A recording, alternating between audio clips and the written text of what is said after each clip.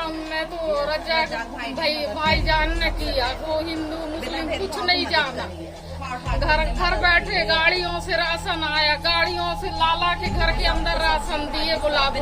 लोगों को अगर जो खाना खिलाए वो भगवान होता है और वो हमारे लिए भगवान बन के, उन्होंने ये नहीं देखा कि हम हिंदू को दे रहे हैं कि हम मुसलमान को दे रहे हैं कि ईसाई को दे रहे हैं। हम जात के हर जात को मदद किया खाना दिया गया। हमारे लिए तो वो भगवान ही के टाइप नहीं। बीते सप्ताह जिस नाटकीय घटनाक्रम की शैली में जबलपुर में एक वर्ग विशेष के साथ जो शासन के नुमाइंदों ने अपनी शक्ति के दुरुपयोग का प्रदर्शन किया, वो कहीं न कहीं उन लोगों को नागवार गुजरा जो अपने पुराने काले कारनामों को छोड़कर अमन चैन की जिंदगी को सरबसर कर रहे थे, जिन्हें अपराध की दुनिया में लाने इसी तरह से सफेद पोश और टाई लगाने वालों की महत्ती भूमिका रही। वक्त बदला और वक्त के साथ भारत के साथ पूर्ण देशभक्ति को अपने मन में उतार कर अपराध की दुनिया को छोड़ चुके जबलपुर में कई व्यक्ति हैं। उनमें से एक चर्चित नाम है हाजी अब्दुल रज्जाक उर्फ रज्जाक पहलवान, जो अब सिर्फ अब्बा के नाम से जाना जाता है। कई दिनों से मीडिया में, जबलपुर की मीडिया में खबरों की बाढ़ आ गई, जिसमें जो घटना कारित हुई उसकी उलट खबरें प्रकाशित की गयी। इतना बड़ा चढ़ा कर लिखा गया जैसे जबलपुर में किसी आतंकी को पुलिस ने पकड़ा हो। जब रज्जाक के परिजन ने मानव अधिकार आयोग दिल्ली और भोपाल में शिकायत की और उस शिकायत की कॉपी को पढ़ा, तब पता चला कि हाजी अब्दुल रज्जाक को और उसके परिजन को व्यवसायिक प्रतिस्पर्धा और अनैतिक धन की उगाही के लिए प्रताड़ित किया। जब कहीं से कोई व्यवस्था नहीं हुई तो एक के बाद एक नए स्टंट जिला प्रशासन ने करना शुरू किए। लेकिन न्यायालय के सामने जब साक्ष्य प्रस्तुत करने की बारी आई तो पुलिस अपनी ड्यूटी छोड़कर सिर्फ इस व्यवस्था में लग गई कि हल्ला तो मचा दिया। अब इसके लिए न्यायालय में नीचा न दिखना पड़े, इसके लिए अपनी खुरापाती बुद्धि का उपयोग करो, और पुलिस अधीक्षक ने बना डाली SIT। इस घटना की शुरुआत ऐसे हुई हाजी अब्दुल रज्जाक के भतीजे शाहबाज और उसके साथियों के साथ विजयनगर में। कार्रवाई हुई है जिसमें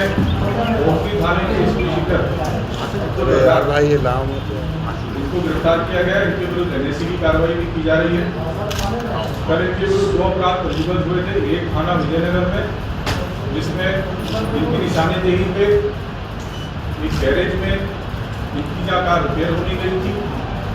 उन्होंने संदेह के आधार पर अपने लड़के भेज के उस व्यक्ति को प्राणघातक हमला करवाया था, जिसके फलस्वरूप थाना विजयनगर में 307, 147, 148, 427, 120B का मुकदमा कायम किया गया था।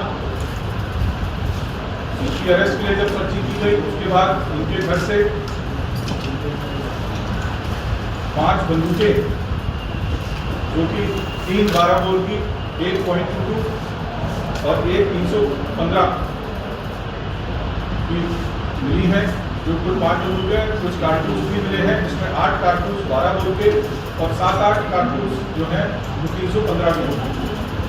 साथ ही साथ इसमें 15 बकानुमा चाकू, जो आप देख सकते हैं कितने घातक हो सकते हैं अगर वो इनसे प्रहार करे, वो भी इनसे जब यशस्वी कार्रवाई के लिए मैं हमारे regional SP Rohit Kaswani, regional SP Gopal घाटे, CSP RD Bhardwaj, PI Munshi, PI कोतवाली एवं हमारा जो अन्य स्टाफ है वो बहुत बधाई का बात है, क्योंकि उन्होंने बहुत अच्छा कार्रवाई की, इसके कारण हम ये सीजर कर पाए। सर, कभी इन हथियारों का उपयोग हुआ है क्या? ये अभी और देखेंगे। ये पूरा एक अच्छा आपने प्रश्न पूछा है, इनसे अभी और पूछताछ में और हमारे अन्य जो सूत्र हैं उसमें आगे चलकर ये वेरीफाई करेंगे कि ये हथियार इनके पास कहाँ से आए हैं और इसका क्या प्रयोग।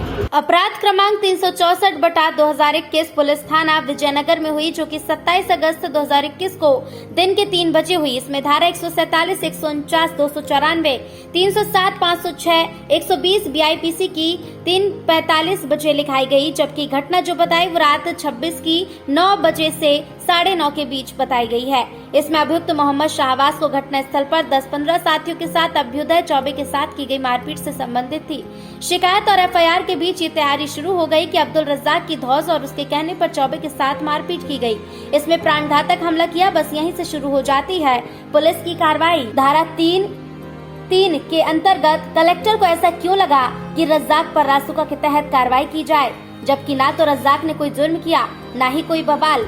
मतलब इस तरह का रासुका लगाकर क्या साबित करना चाहते हैं?